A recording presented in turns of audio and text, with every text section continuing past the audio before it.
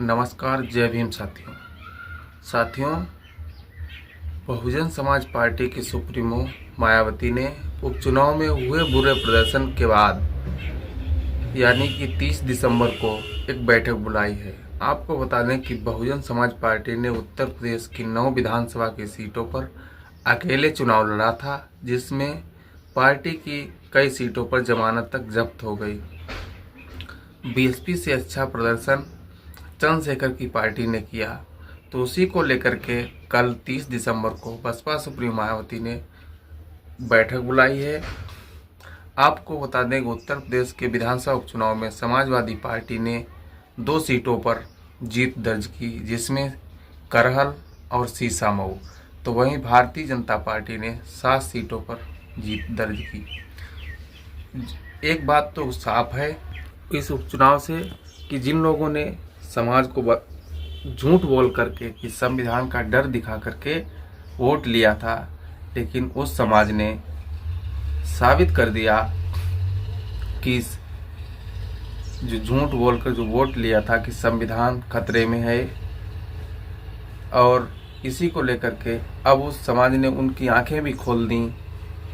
जब उनके अधिकार, जब आरक्षण के वर्गीकरण जो खत्म हो रहा था, तब सबसे पहले बहन मायावती जी ने आवाज़ उठाई थी। उसके बाद अब इस उपचुनाव में वो जो आरक्षण और संविधान का डर दिखा करके लोकसभा चुनाव में जीत हासिल की थी, लेकिन अब वो फार्मूला नहीं चला।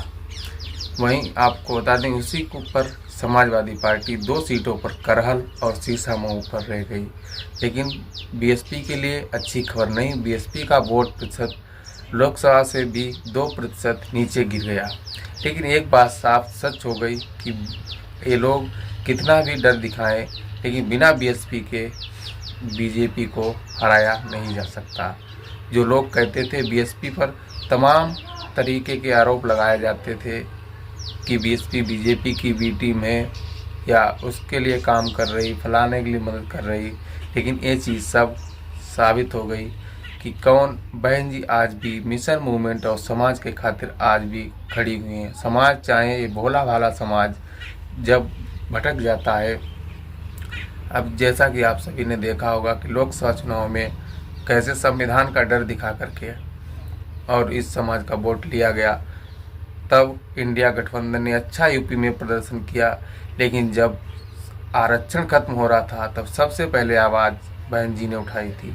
लेकिन ये लोग पता नहीं कहाँ थे, जो लोग संविधान का डर दिखा करके वोट लिए, लेकिन वो पता नहीं कहाँ थे।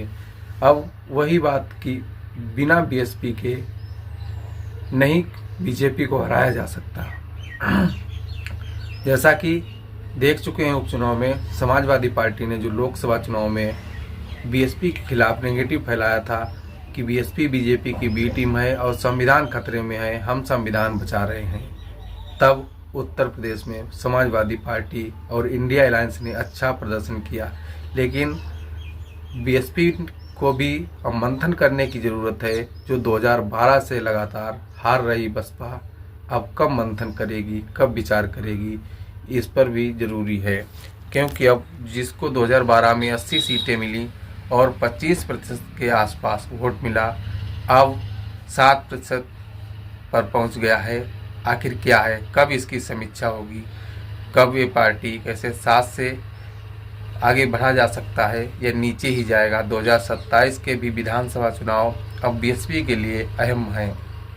ऐसे में अब बहुजन समाज पार्टी की सुप्रीमो मायावती ने कल 30 दिसंबर को बड़ी बैठक बुलाई है। उपचुनाव के बाद अब देखना होगा कि क्या फैसला लिया जाता है। फिलहाल मिलते हैं नेक्स्ट वीडियो में।